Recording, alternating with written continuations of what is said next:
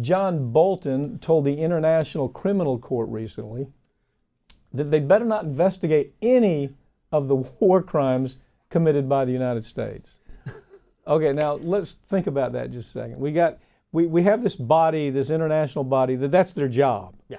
We're gonna investigate Idi Amin. We're gonna investigate Assad. We're gonna investigate. If you do wrong anywhere in the world and it looks like a war crime, we're gonna investigate you. But Bolton, that weird, peculiar, oddball of a character that Trump appointed in a very scary position, this guy has a lot of power. And so what he's trying to do is he's trying to bully his way and say, don't investigate anybody. Now, one person, you and I have talked about, there's a lot of people they can investigate. They can investigate, Cheney. Bolton himself. Bolton himself. I was just going to go there. Cheney, Bolton, all of the people that were involved in Iraq.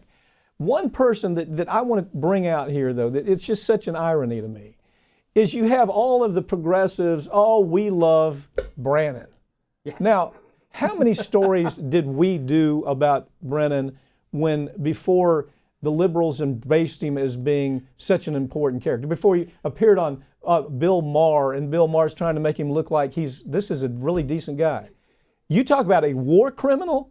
This guy was a war criminal. But now, since he speaks out against Trump, all of a sudden, oh no, he's kind of the darling of the Democratic Party. He's like Clapper, the darling of the Democratic Party. In other words, the entire spook industry, who liberals have always had the good sense, myself included, I've always had the good sense to understand they are dangerous.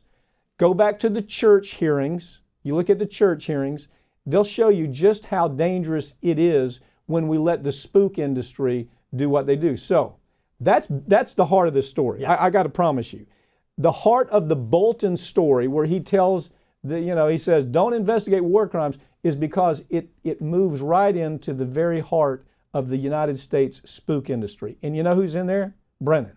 Well, you've got Brennan, who was one of the architects of the Bush torture regime, John Yoo, Alberto Gonzales, Gina Haspel, yes, who's now the CIA director. Exactly. She helped kind of evil woman, right, man. Perfected the black site torture spots. Ran one of them.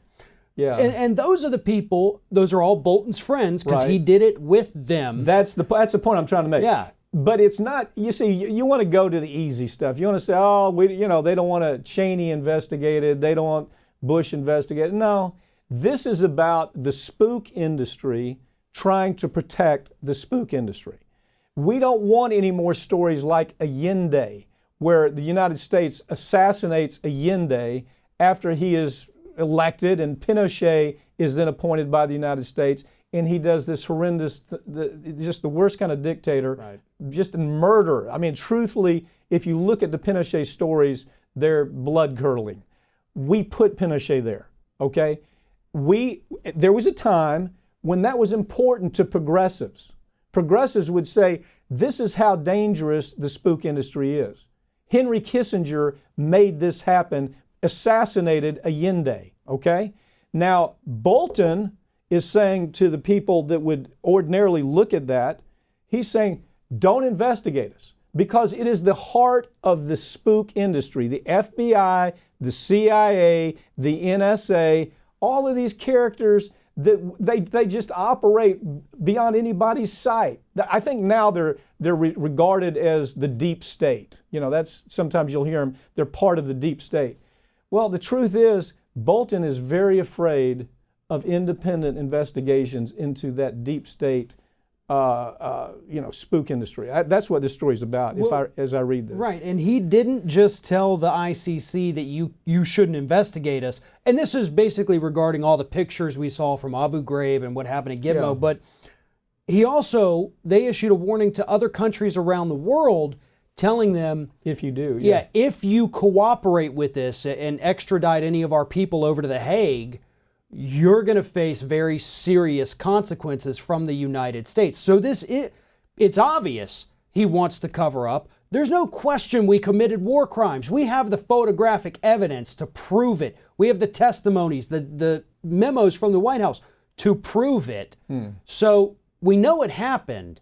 And the only reason he doesn't want it to be investigated, it's not because he doesn't want, the little soldier here or there who did it to go to prison, is because it's going to uncover a hell of a lot more than what we already know. I got to tell you, there's a lot of parts of this story, but as I read this story, it's about Bolton protecting American spooks. That's what it's about.